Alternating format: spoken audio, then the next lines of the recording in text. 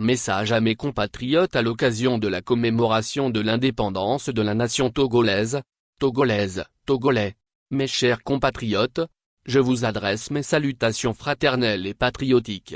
Je le fais avec gravité, en ces temps de grandes incertitudes que nous subissons de la part de ceux qui nous gouvernent. Je salue avec respect et humilité la terre de nos aïeux, cette terre qui nous a vus naître, cette terre qui nous abrite et qui a vocation à nourrir généreusement toutes ses filles, tous ses fils. Je salue les mânes de nos ancêtres qui nous protègent. En votre nom à tous, je voudrais m'acquitter d'un devoir de reconnaissance pour saluer la mémoire des pères de l'indépendance et fondateurs de notre nation. Je rends hommage à tous ceux qui, des plus humbles aux plus illustres, ont œuvré pour faire de notre pays une terre libre, un espace de vie fraternelle et de joie. Tous ceux qui ont travaillé à relever notre pays sous tutelle pour en faire un État indépendant. Je salue le choix héroïque du peuple togolais le 27 avril 1958, jour du grand défi historique, qui a ouvert la voie vers l'indépendance de notre pays, proclamé solennellement le 27 avril 1960.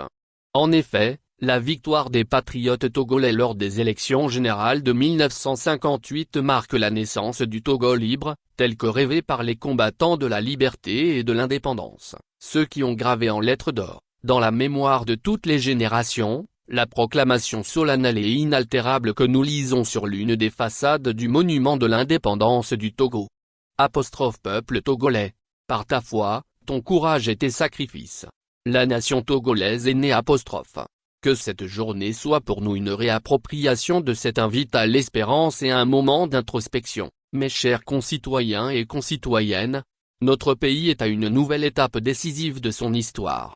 66 ans après le 27 avril 1958, qui célèbre le libre choix du peuple togolais de quitter la suggestion, 61 ans après l'assassinat du président Sylvanus Olympio, crime que n'ont jamais eu le courage d'assumer ses véritables instigateurs, mais qui a laissé le peuple togolais otage d'un système de terreur dont l'épicentre reste hélas les forces de défense et de sécurité, une situation qui contraint le peuple togolais à vivre, à son corps défendant, un véritable drame au regard des attentes légitimes du rêve togolais du début des années 1960.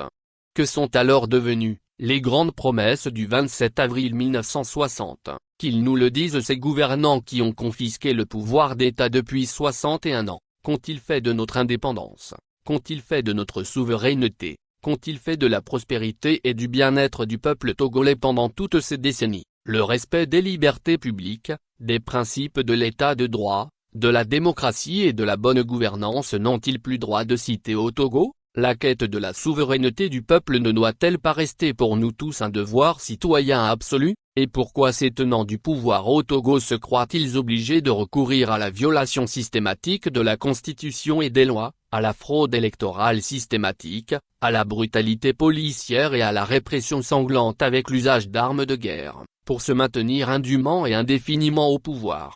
Mes chers compatriotes, le 29 avril prochain est jour de vote, jour de choix pour les citoyens togolais. Saisissons cette occasion pour sanctionner dans les urnes les candidats de ce pouvoir qui ne pensent qu'à s'accaparer des richesses nationales au détriment du peuple togolais, qu'ils soient dans les couleurs du RPT/UNIR ou cachés derrière les masques des candidats prétendument indépendants. Notre arme, l'arme au service du citoyen respectueux des lois justes de son pays, et reste le bulletin de vote. Faisons-en bon usage, en l'occurrence, un vote sanction contre tous les errements du régime RPT/UNIR, singulièrement, le dernier en date, la forfaiture de la Constitution non promulguée.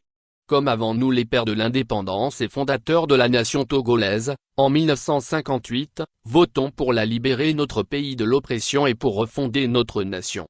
C'est le lieu de rappeler à ceux qui organisent la fraude électorale, ceux qui l'exécutent et ceux qui la valident au sein des institutions en charge de l'organisation des élections dans notre pays, qu'ils doivent cesser leur basse besogne. Je les appelle à accomplir leur mission dans la loyauté et dans le respect rigoureux des lois de notre pays, qu'ils sachent qu'ils ne seront pas protégés indéfiniment par ceux qui les utilisent pour assouvir des intérêts pervers. Le temps de la justice passera lorsque le peuple togolais souverain en décidera. Une justice indépendante, rayonnante, triomphante. Peuple togolais, ouvrons les yeux sur notre monde, sur la gestion de notre pays, sur les difficultés que nous vivons et qui doivent prendre fin. aux idéaux et aux promesses de grandeur et de prospérité pour tous, nés de l'indépendance, a succédé un pays, objet de satisfaction des caprices d'un homme et de son clan. Au lieu de travailler à rassembler la nation, conformément au devoir de sa charge, le chef de l'État sacrifie le sort de ses compatriotes à ses rêves de conservation du pouvoir à tout prix. Alors que les Togolais sont préoccupés par les difficultés de la vie quotidienne, la vie chère, les délestages, le manque chronique et dramatique d'eau potable, le régime du RPT-UNIR n'a rien trouvé de mieux à leur offrir que la mise en place d'une nouvelle constitution dans des conditions qui heurtent la conscience et la dignité des citoyens que nous sommes, à en croire ses promoteurs. Cette constitution va faire du Togo un quasi-paradis terrestre. Ainsi, par l'adoption de cette constitution scélérate, une Assemblée nationale, entièrement au service du chef de l'État, vient de créer au Togo un roi sans couronne, mais un roi déterminé à protéger son fauteuil à vie et par tous les moyens. Cette politique d'avilissement des institutions républicaines est absolument inacceptable. Cette politique du cynisme, du mépris et de l'irrespect du peuple souverain doit cesser. Cette politique d'asservissement de notre pays aux caprices d'un clan doit prendre fin. Cette politique doit cesser par notre engagement collectif à défendre les intérêts de notre pays, à travailler et à retrouver les chemins de l'effort au service du grand chantier de la construction d'une nation qui sait accueillir et protéger ses enfants, en leur offrant des chances égales de réussite. Nous méritons mieux que cette gouvernance privée de notre pays, une gouvernance hasardeuse, sans fil conducteur, un système qui n'a qu'une seule et unique finalité, protéger le pouvoir mis au service d'un clan. Mes chers compatriotes, disons avec force non à ce Togo-là, ce Togo des réseaux politico-économiques, qui verrouille les institutions et l'appareil d'État. Nous devons briser l'emprise de ces réseaux sur notre pays. Face aux nombreuses épreuves que ce pouvoir insensible impose à la nation tout entière, nous devons nous organiser afin de le combattre. Nous devons redoubler d'efforts pour arrêter cette spirale dangereuse dans laquelle le pouvoir engage notre pays et son peuple martyr.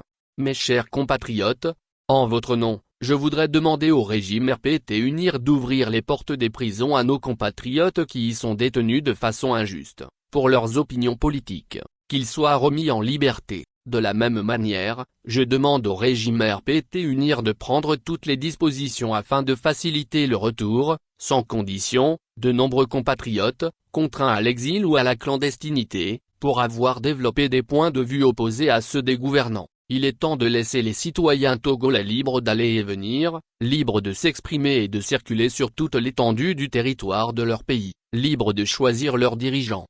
Vaillant peuple togolais, permettez que je m'adresse à nos frères et sœurs qui ont choisi le métier noble de servir sous l'uniforme et le drapeau de la République togolaise. Mesdames, Messieurs, chers compatriotes en uniforme, je vous exprime notre gratitude, nos encouragements mais aussi notre sympathie pour votre mission de défense et de protection de notre pays, surtout à l'heure où des groupes terroristes s'en prennent à notre pays, attaquaient nos soldats et nos paisibles concitoyens, notamment, dans la partie septentrionale du Togo. Les forces armées sont au service de la nation tout entière. Elles sont apolitiques et non partisanes, même si la démocratie permet d'avoir une opinion politique, celle-ci doit s'exprimer dans les urnes et non sous l'uniforme mis au service d'un groupe politique. Pour assurer la survie et la longévité du régime, les forces armées de sécurité sont l'objet d'une manipulation inacceptable. L'heure est venue de vous défaire de cette servitude, contractée par certains hauts gradés en votre nom à tous. Aucun soldat n'a été recruté, formé et équipé pour se tourner contre ses compatriotes. Non, aucun règlement ne vous oblige à traquer, molester, brutaliser voire assassiner vos compatriotes, même lorsqu'ils manifestent contre la politique conduite par le pouvoir RPT-UNIR. Car manifester est un droit constitutionnel. Vous ne pouvez pas continuer de servir de bouclier à des gens qui violent quotidiennement les lois de la République, piétinent la Constitution qu'ils ont eux-mêmes formatée à leur profit. Dans quelques jours, le peuple togolais se rendra dans les urnes afin d'élire ses députés et ses conseillers régionaux. Ce double scrutin se tient après de multiples manœuvres de ceux qui se comportent en propriétaires des pouvoirs au Togo, manœuvres dont la finalité est de créer la confusion dans les esprits. Ils vont comme de coutume vous mettre à contribution pour faire peur aux populations, surtout celles des hameaux les plus reculés de notre pays. Citoyens et électeurs, vous participez à l'élection en déposant votre bulletin dans l'urne, selon la règle sacro-sainte, un homme, un vote. L'uniforme ne doit sous aucun prétexte servir à dénaturer le choix des citoyens, bien au contraire. Lorsque vous êtes témoin d'une tentative de fraude, empêchez-la. Aucun règlement n'oblige les membres des forces de défense et de sécurité à prêter leur concours en manipulation illégale des bulletins de vote, au détournement des urnes, au dévoiement du choix libre des citoyens, au bourrage des urnes. Je tiens à le proclamer solennellement ici, notre combat n'est pas de marginaliser les forces de défense et de sécurité. Notre ambition est de les libérer de toute entrave à caractère partisan et de leur rendre leurs droits de citoyens libres et dignes du respect de l'ensemble des populations togolaises. Et que dire du maintien d'ordre, mes chers compatriotes en uniforme, vous le savez mieux que quiconque, le maintien d'ordre ne signifie pas la guerre. Ceux qui en sont chargés sont formés à cet effet, avec l'argent public, pour conduire cette opération en évitant en premier lieu, de porter atteinte à l'intégrité physique des uns et des autres.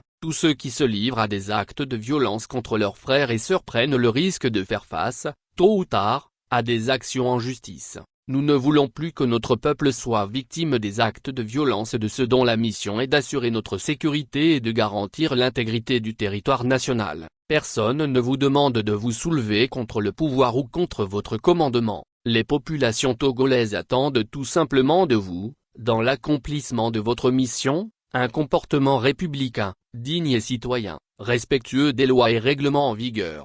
Mes chers compatriotes en uniforme, je vous invite à entrer définitivement dans la République, qui est notre maison commune. Refusez la manipulation au service d'une cause qui n'est ni la vôtre, ni celle du peuple souverain. Soyez des soldats au service du Togo et des Togolais, ainsi vous gagnerez le respect de tous. Bonne chance et bon courage à vous tous, dans vos missions au service du peuple togolais tout entier. Togolaises, Togolais, mes chers concitoyens. Ensemble, faisons de ce 27 avril 2024, un repère pour un éveil citoyen, un éveil définitif sur notre vivre ensemble menacé, le point de relance de notre lutte de libération. La lutte doit reprendre dans la fraternité et dans la solidarité, sans esprit de revanche, pour la reconquête de notre indépendance et de notre souveraineté, de notre liberté et de notre dignité. Le temps est venu de choisir clairement ce que nous souhaitons pour notre pays, sa survie et un meilleur avenir pour tous. Notre pays ne peut pas continuer de vivre en marge des peuples qui avancent, qui construisent leur avenir. Il existe une alternative réelle au système RPT-UNIR. Rappelez-vous, il y eut un soir, il y eut un matin, ma conviction est qu'il y aura pour nous tous, inexorablement, un matin de joie et de liberté retrouvée. Bonne fête de l'indépendance à vous tous. Bonne fête à nous tous,